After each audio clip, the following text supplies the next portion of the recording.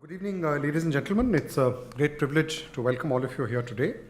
We are gathered here not only because of the conference, Dravidianism, Nationalism, Federalism, a critical assessment of 100 years of the Dravidian Movement, being hosted jointly by Ambedkar University of Delhi and Ashoka University, Haryana, but also to honor a very fine scholar who left us well before his time.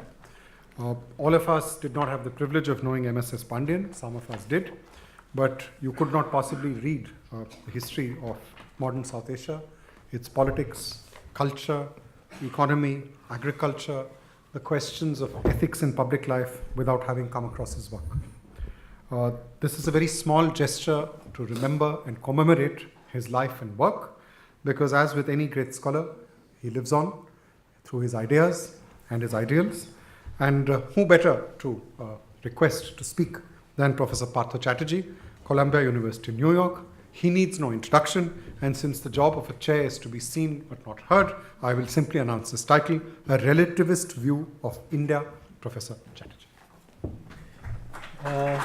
Should I sit here or? Okay. Okay. Thank you very much.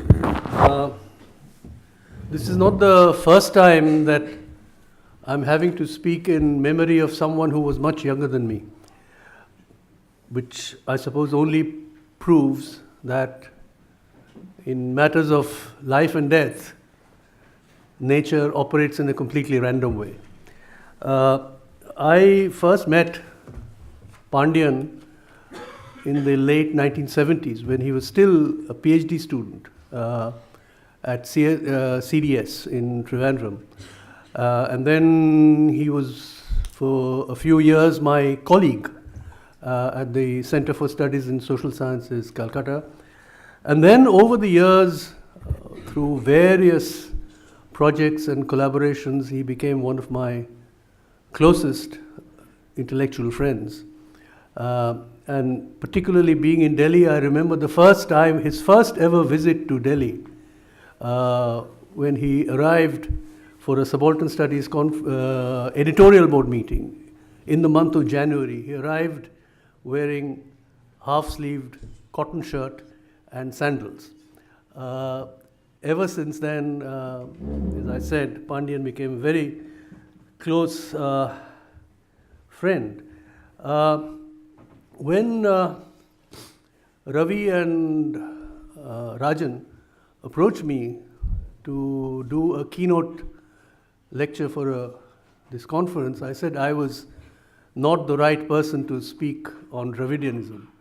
But then Rajan said, well, you don't have to speak on Dravidianism, speak on nationalism and federalism. And so I thought that is probably what I would do in a way which I think Pandian would have been very interested in the argument that I'm going to make.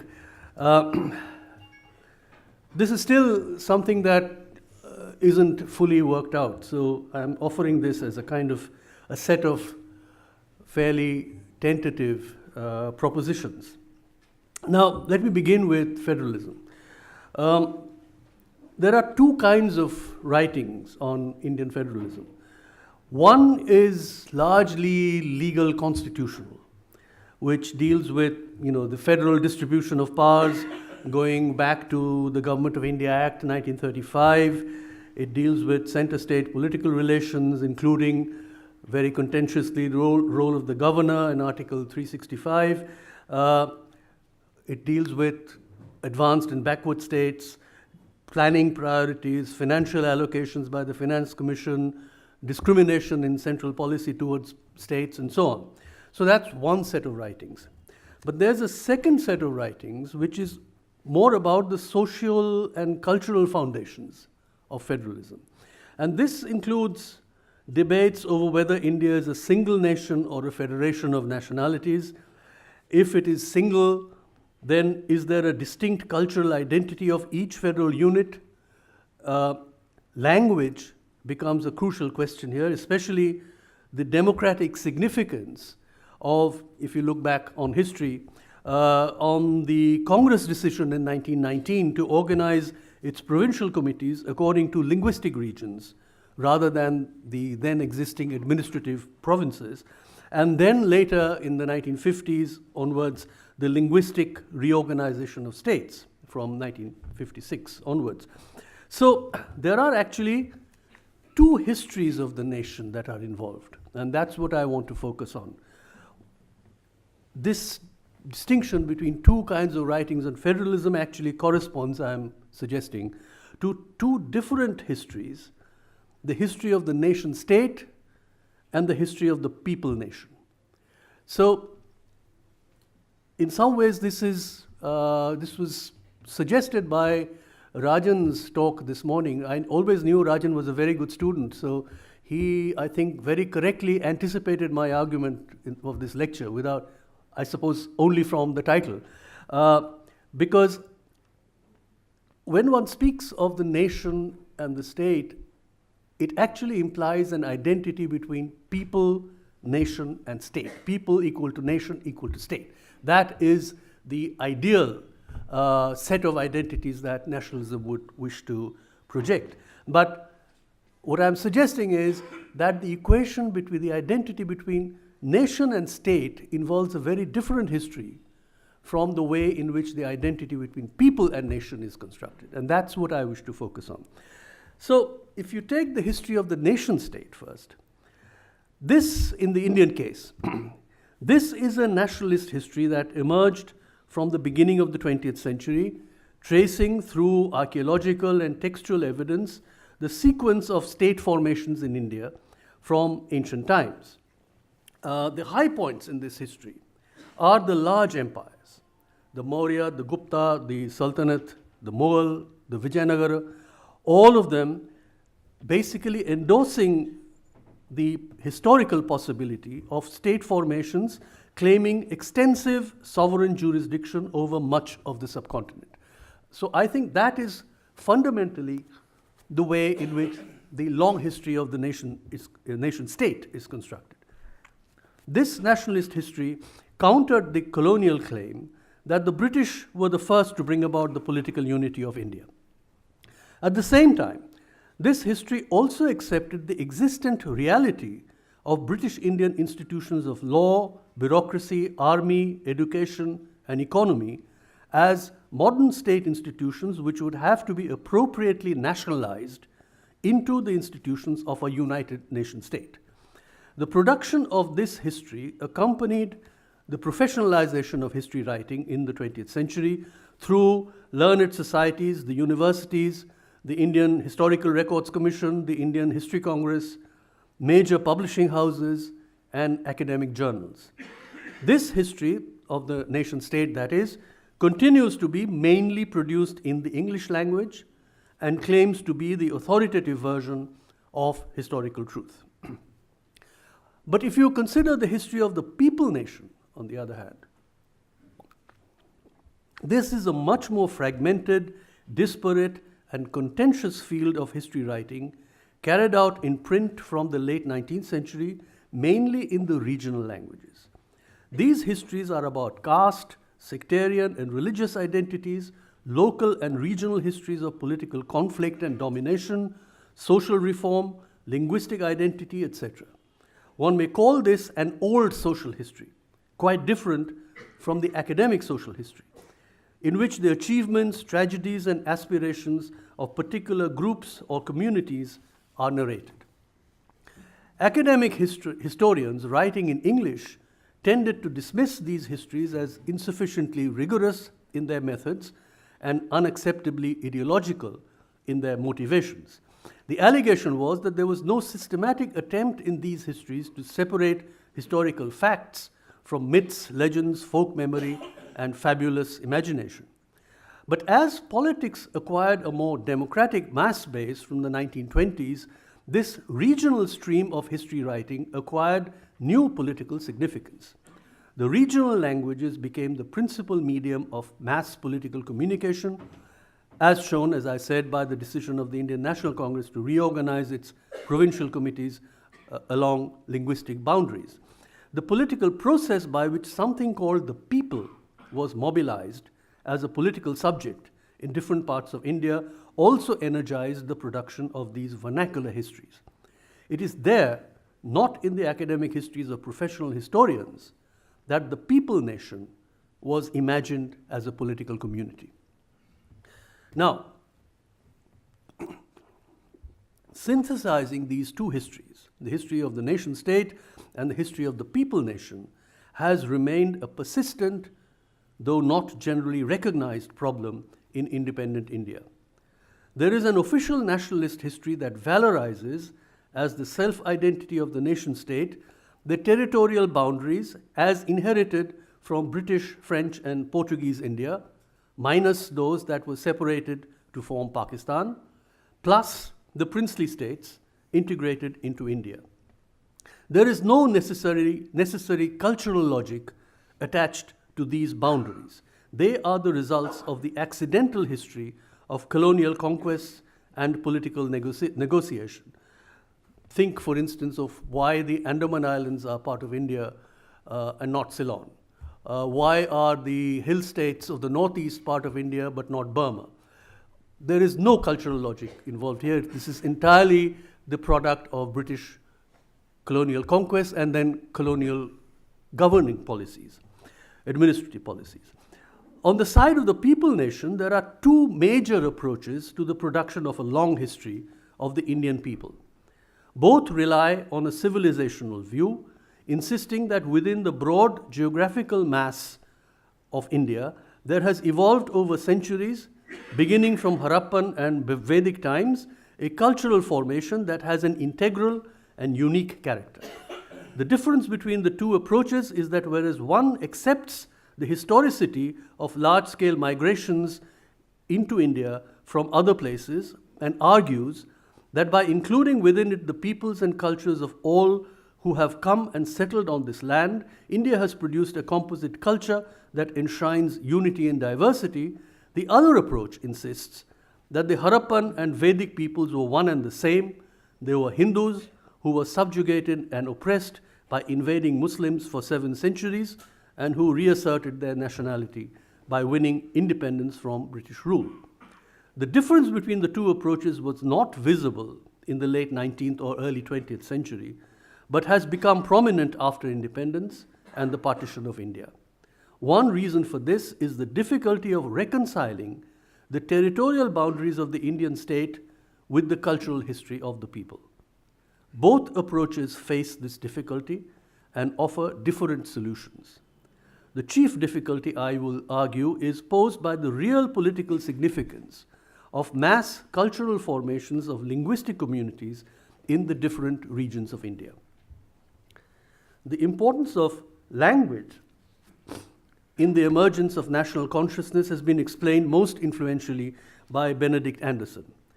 The combination of print technology and capitalism both requires and produces standardized vernaculars as modern print languages.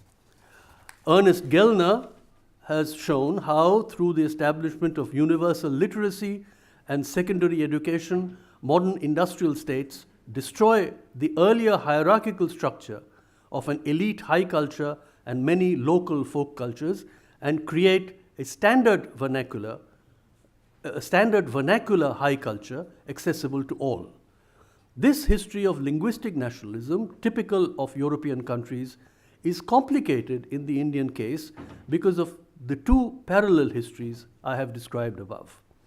The history of the nation state has been maintained by the continued use of English as the language of law, of the central bureaucracy, corporate business, science and technology, and higher education. The history of the people nation is being written through the standardized print languages of the provinces, which represent the principal medium of secondary education and local bureaucracy. Now, the Indian case, therefore, is a rather unique example of more than a dozen major linguistic cultural formations collectively imagining a unified nation state. How was this possible? Nationalist histories generally answer this question by denying that the linguistic formations are national at all. They insist that the long history of Indian civilization produced a national consciousness. The vernaculars merely translated this unified national consciousness into regional versions. There have been some rare professional historians who, while sharing the political values of nationalism, have offered a different view. One example, someone whose work is virtually forgotten now, largely because his main academic work was written not in English but in Bengali, was Nihar Ranjan Rai. Some of you may know the name, the historian of ancient Bengal and ancient Indian art, who claimed in 1973 that the evidence, and it's interesting the way he produces this argument, the evidence of archaeology, anthropology, cultural geography, ecology, and socioeconomic history, and he remarks, to which our national leaders and intellectuals of earlier decades had no access, showed that India had been long divided into well-defined cultural areas, conditioned and determined by ecological factors. These, he said, were the natural regions of India. Challenging the unified civilizational view, he argued that India consisted of several smaller units with cultural forms that were mutually interdependent but functionally separate. So I'm quoting from him. This means that each of these smaller units has a personality of its own. Further, he said, linguistic anthropology shows that the Indian regional languages are distributed more or less to coincide with the ecological and cultural areas. Each ecological and linguistic region also possesses a distinct pattern of caste and kinship organization. All of these patterns reached a definite form by about the 13th century. Thus, while Indian art had until the 7th century a common denominator, from the 8th century there emerged regional schools of art. Up to the 7th century, all records were written in India in some variant of the Brahmi script. But by the 11th, 12th centuries, distinct regional scripts had emerged. Until the 13th century, the language of formal, bureaucratic, scholarly, and literary use in the non-Islamic courts of North India and the Deccan was Sanskrit. But subsequently, it was replaced all over India by regional Prakrits. In fact, between the 8th and 14th centuries, all the Indian vernaculars were fully formed, with Tamil, of course, having attained that status several centuries earlier. If we keep this historical perspective in mind, it becomes apparent that until the advent of British rule, while there prevailed in the courtly life of Islamic and non-Islamic India a multilingual high culture of the nobility and the literati, combining proficiency in Sanskrit or Persian with the vernaculars, there also developed large linguistic communities among ordinary people in which the regional language was cultivated, often through oral circulation rather than written manuscripts, in verse rather than prose, and strongly promoted by sectarian and devotional movements, usually called by the names Bhakti or Sufi. Further, this was also the period that distinct regional caste structures took shape. The civilizational view, based on Sanskrit Dharmashastra texts, had produced a singular idea of the Indian caste system based on the primacy of the Varna order. European Orientalists contributed greatly to this idea of a unique and singular hierarchical social order of caste all over India. This idea, based on the overwhelming importance given to Sanskrit Dharmashastra texts, was influential even among Indian nationalist scholars such as P.V. Kane or Ghurye or Iravati Karve. But from the 1950s, when a discipline of Indian sociology was born based on village ethnography, it became clear that caste practices on the ground were regulated by regional jati structures which often did not conform to the canonical Varna order. Moreover, the boundaries of jatis and their hierarchical relation with other jatis were changeable according to regional political forces, as well as the impact of devotional and sectarian movements. I'm reminded this morning's discussion when Naren Subramaniam gave us accounts of caste movements in Tamil Nadu as compared with other states such as Andhra and Kerala and so on. This is the situation when the rise of print technology in the 19th century, a different historical dynamic of linguistic nationalism was introduced. This phenomenon has been well studied by historians of India in the last 2 decades, largely inspired by the analytical framework introduced by Anderson. We now have several important studies of the print literatures in the different linguistic regions of India. Based on this research, it is possible to suggest what I will call a relativist rather than singular view of the Indian nation that could reconcile the divergence between the history of the nation state and that of the people nation. So my argument is not that there is no such thing as the Indian nation, but that the description of that entity varies according to the language formation in which one is positioned. The nation is imagined and contested in different ways in Tamil, Marathi, Urdu, Hindi, or Bengali, and different genres of prose and verse literature, music, art, theatre participated in this project of imagination. But even when the entity may be called the Indian nation, it actually looks different from each regional perspective.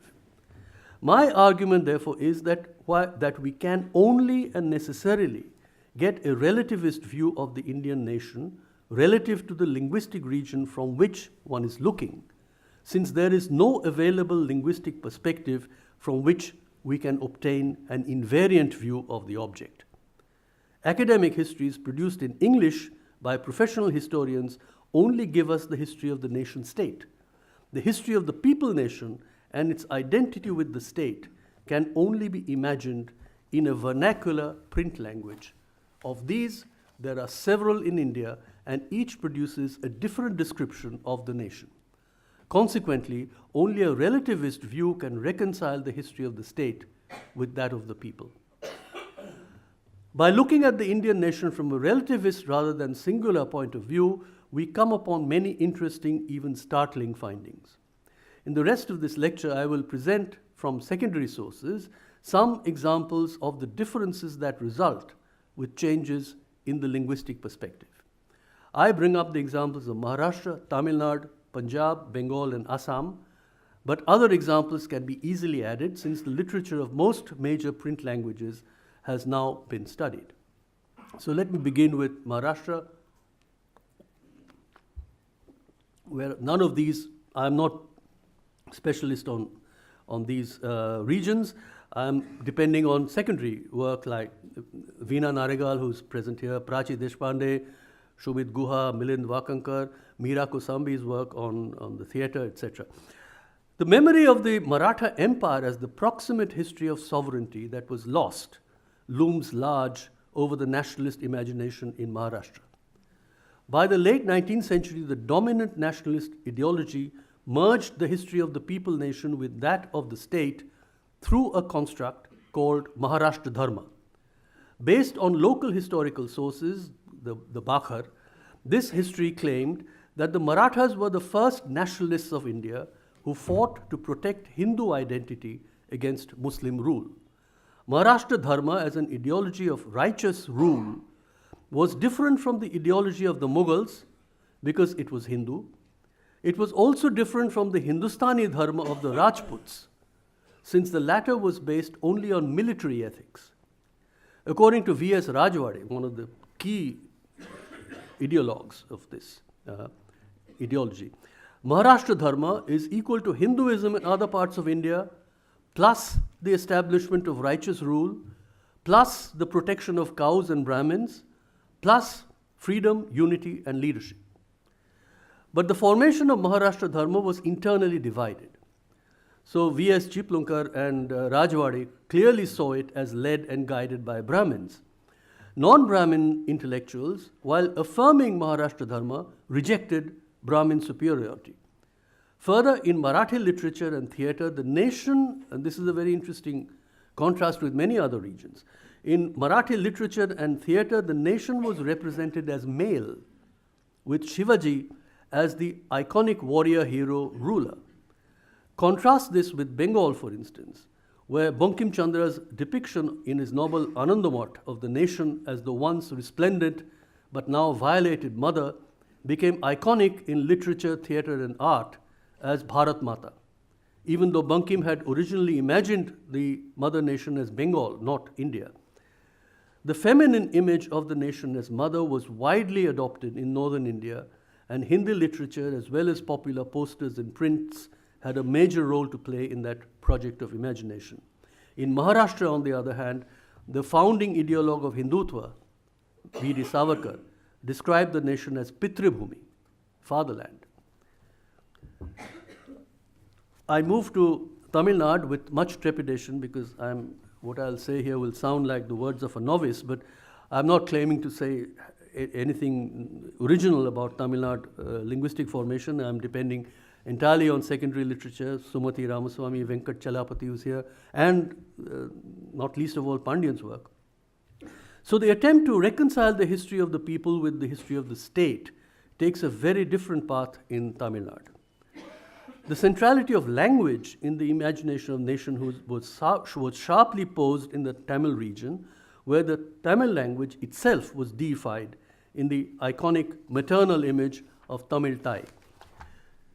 And the golden age of classical Tamil was identified as the Buddhist period from the 4th century BC to the 1st century AD. Tamil thus acquired the status of a classical but living language that rivaled Sanskrit. When the first generation of Brahmin nationalists identified the Indian nation with Aryan Hinduism, they were challenged by the non-Brahmin movement in the mid-20th century. We heard a lot of this all through the day today. As a result of the non-Brahmin movement, the public register of the Tamil language in the theatre, cinema, and political oratory was classicized by replacing Sanskrit with pure Tamil words. This was the reverse of what happened in most North Indian languages, which produced a modern vocabulary for public use by adopting or coining neologisms out of Sanskrit words. Further, the historical imagination of the state was stoked in Tamil Nadu by memories of the glory of the Pallava, Chola, and Pandyan kingdoms, rivals to the empires of the north. The development of a national consciousness through the Tamil language is closely tied up with the ethnicized, sometimes even racialized conflict between Dravidianism and Aryanism. The Dravidian Movement, the Justice Party, for instance, did not deny the Indian nation. Justice Party, incidentally, was anti-Congress and pro-British, this is well known. But it did not deny the Indian nation, but insisted that there was no normative Indian who was unmarked by ethnicity, language, and caste. Consequently, the Indian nation was unequally constituted among its constituent parts. In particular, E.V. Ramaswamy sustained this critique of mainstream Indian nationalism by pointing to a series of real and imagined overlaps between the Hindu religion, the Brahmin caste, the Sanskrit language, the Aryan race, the valorization of unproductive status, and the patriarchal subordination of women. This reached a critical point in the anti-Hindi agitation of 37 to 40 against the language policy of Rajagopalachari's Congress ministry, when EVR said, Tamil Nadu will be made a subject country of the Aryans. The legacy of Dravidianism and the anti-Brahmin movement continues to this day, as we once again heard today. Even though there is no separatist political demand anymore, the imagination of the Indian nation in Tamil is thus quite different from Maharashtra, for instance, and the other regions I will consider now. Punjab, and I'm depending here on works of Anshu Malhotra, Farina Mir, and others. To take another example from the north of the country, the official language of bureaucracy and education in Punjab in the colonial period was Urdu. As a result, the modern high literary culture of the province was built through the medium of Urdu. But the regional and cultural identity signified by Urdu was much larger than Punjab. When the Arya Samaj tried to build a reformed Hindu identity in Punjab, it preferred to use Hindi as its chosen language, since Hindi too occupied an equally large cultural space. Ironically, therefore, Punjabi, which was the ordinary spoken language of most Punjabis, did not acquire the full dimensions of a modern print language, of a modern print vernacular, before the partition of the province in 1947. So instead of the novel or romantic poetry or drama or newspaper editorials, which is how the modern print vernacular was produced in most other places, Punjabi lived on in the older popular narrative forms of the Jhagada and Kissa, for instance. The imagination of the nation in Punjab, split between three languages, Urdu, Hindi, and Punjabi, finally acquired the three distinct forms tied to three religious groups, Muslims, Hindus, and Sikhs. These divisions were resolved politically not merely by the bloody partition of Punjab between India and Pakistan, but also by the later separation of Haryana from Punjab. Let me come to Bengal.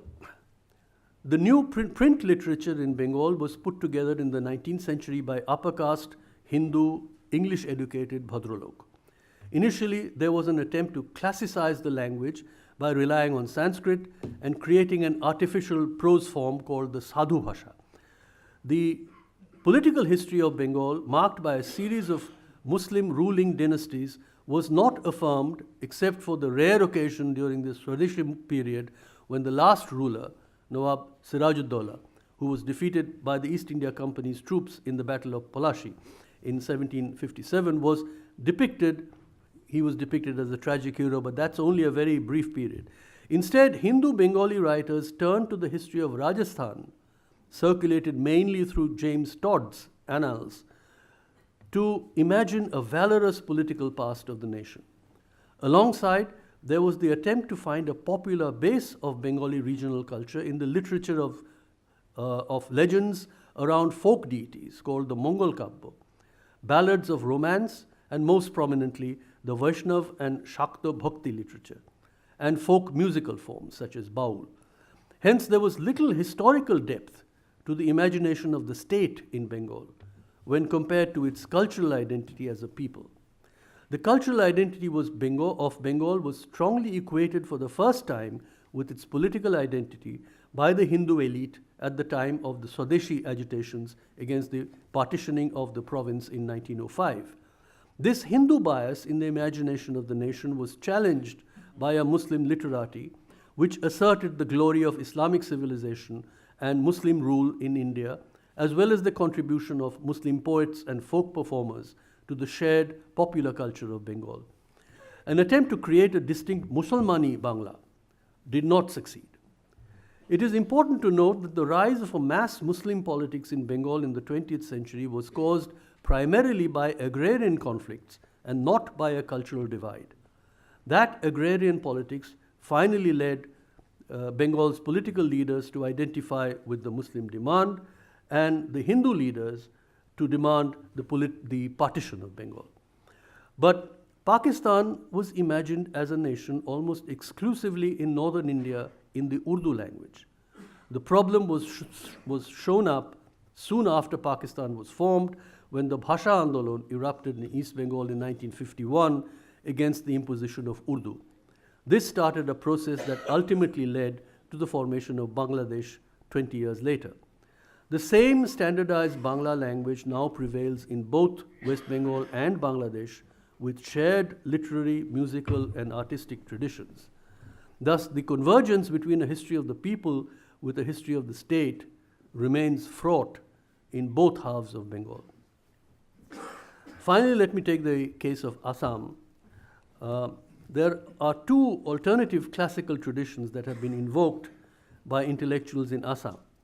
One is the tradition of Kamrup, as recorded in the Mahabharata and the Puranas. The other, based on the Burangi, what's called the Burangi Chronicles, a Thai Ahom tradition of chronicle writing from the 13th century, that celebrates the distinct tradition of the kingdom of the Ahom rulers who came from Yunnan and Upper Burma. But the history of the people nation in Assam is strongly marked by the struggle against the imposition of the Bengali language under British colonial rule and the contentious question of the migration from the early 20th century of Bengali-speaking people into the agrarian regions of Assam. Omolendu Guha called the imagination of the nation in Assam little nationalism, as opposed to the great nationalism of India. Recent politics has sought to exploit the divisive potential of the fact that most Bengali speakers in Assam are also Muslim. So my conclusion from all of these examples is this. Examples from other linguistic regions will strengthen the argument that the imagination of the nation and contests over its depiction vary from region to region. My conclusion is that every view of the Indian nation is perspectival, even the normative academic view propagated in English. There is no Indian nation that stands on linguistically neutral ground. All views are relative to the linguistic location of the viewer. No view is more or less true than the others. So therefore, 1, we cannot say that there is one standard or normative view of the Indian nation with regional variations, since that would establish a hierarchical relation between the normative and the regional. So this was the implication of the distinction between little and great nationalism, or between nationalism and subnationalism. Second, we cannot say that the Indian nation could be made more inclusive by adding more regional versions. That would not change the hierarchical relation between the normative view and the added elements. Third, we cannot say that the Indian nation must be seen as plural rather than singular, since the mere multiplicity of elements cannot adequately define the concept. And fourth, a relativist view provides a more adequate ontological account of the imagined object called the Indian nation as the political identity of the nation state with the people nation, grounded in the material field of linguistic practice. So, if I were to come back to the question of federalism, if we are to adopt this approach to the analysis of federalism in India, we would have to say that the legal constitutional structure of the state must be made congruent with the formation of the people nation by recognizing the autonomy as well as the equality of the regional cultural formations. The present federal form is premised on the dominance of the institutional structure of the state, inherited from British colonial times. Although the linguistic principle was recognized in the territorial reorganization after 1956 of the former provinces and princely states, it did not lead to a cultural redefinition of the Indian nation state. This is reflected in the superior authority enjoyed by the discourse of the nation state over that of the people nation, as well as the centralizing tendency within the federal structure itself. The relativist approach would require a negotiation of federal relations based on the prior recognition of the equal political legitimacy of each regional formation of the people nation. That must be the ground from which legal constitutional questions, such as administrative and financial relations between center and state, large and small states, developed and backward states, special status of particular states, etc., must be approached. While the relativist view provides a critique of the dominant view of the Indian nation, one must also recognize the ideological power of that singular normative view. As mentioned before, there are two contending normative views of the nation struggling for hegemony at this time. The pluralist view, let's call it that, and the Hindutva view, both of which insist that the nation is singular. The pluralist view prioritizes the values of the modern liberal constitutional state and is expressed, I think, principally in the English language, and seems to be largely confined, once again, to an English-speaking urban elite located in the central organs of the bureaucracy, the corporate business houses, and the higher rungs of the urban professionals. The Hindutva view feeds on histories that identify the people with the state in the nationalist imagination propagated through the print literatures of northern and western India. Socially, this view is influential within an alliance of Brahmin, Kshatriya, and Banya castes tied hierarchically to landowning peasant castes through sectarian and devotional communities. In its present phase, the Hindutva view identifies the state with a Hindu nation, superseding divisions of region, language, and caste. Both the pluralist and the Hindutva views share the premise that the unity and stability of the existing nation-state formation must be given priority over regional claims to autonomy and equality. It is here that the unique position of Hindi comes to the fore as the language through which the history of the state is sought to be identified with the history of the people. In this respect, the place of Hindi is not equal to that of the other Indian languages. There is, of course, the official promotion of Hindi through various governmental agencies, but far more influential has been the role of the Bombay cinema, television news and entertainment, and commercial advertising. There are indications that the influence of mediatized Hindi has penetrated and even subordinated the autonomy of regional linguistic formations such as Gujarati, Marathi, Bengali, and Odia. The impact of the Hindi media on the recent construction of an imagined people nation needs to be carefully studied in order to understand the future of federalism and the Indian nation. Since most of these issues are played out and settled in the field of electoral politics, political parties play the mediating role between the state and the people nation. Both major national parties, the BJP and the Congress, are currently highly centralized in their leadership and organizational structure. The ruling BJP is trying its best to align the federal electoral system to a more centralized format by turning not only parliamentary but even state elections into a federal presidential election, or by insisting that elections to parliament and the state assemblies be held at the same time. Its strategy is to establish a permanent electoral majority at the center and in most of the states in order to facilitate the imposition of its hegemonic vision of the Indian state coinciding perfectly with a Hindu nation. The main obstacle to this strategy is the persistence of local demands, regional grievances, caste conflicts, sectarian claims, and all of those other variegated elements that go into the making of the people nation. They have produced over the years distinct party systems in several of the states. These contrary elements will continue to disrupt the hegemonic electoral strategies of the ruling party.